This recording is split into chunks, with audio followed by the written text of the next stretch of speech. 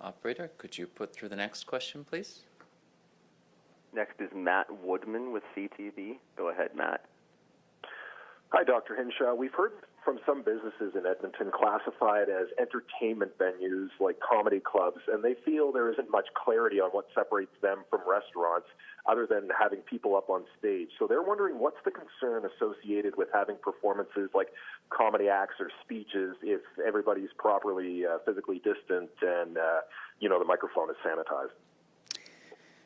So one of the reasons that those kinds of entertainment venues are classified different from restaurants is, again, partly because of the activities that would happen in those venues. So in a restaurant, again, we've been really clear that it's maximum of 6 people at a table, and that we're strongly recommending that those people who are sitting together at a table be only people in the same household or with the same cohort family. So they're people who would already be in closer contact with each other than 2 meters, and that those tables be separated. So again, you have multiple very small groups of about 6 people, ideally from the same household, who are seated separately from other households, having kind of their own conversation, their own separate interactions.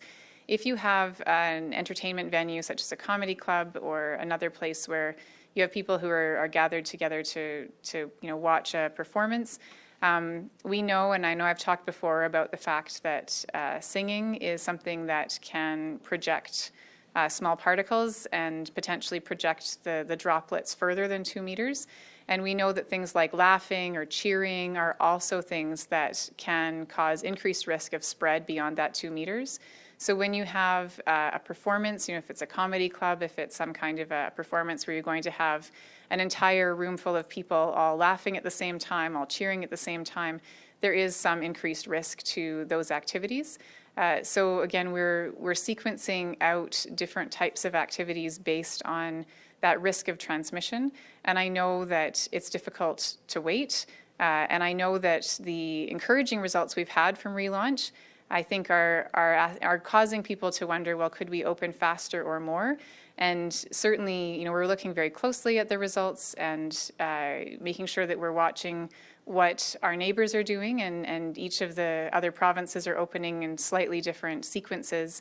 And so we'll be able to learn what kinds of risks we can avoid, what kinds of things are safe, and we're taking all that information in and continually assessing our progress as we go along. But again, that's the main difference between a restaurant and an entertainment venue, is the actions that group of people are engaged in, which could involve, again, laughter, cheering, some of those things all as a group that wouldn't necessarily be happening in a restaurant.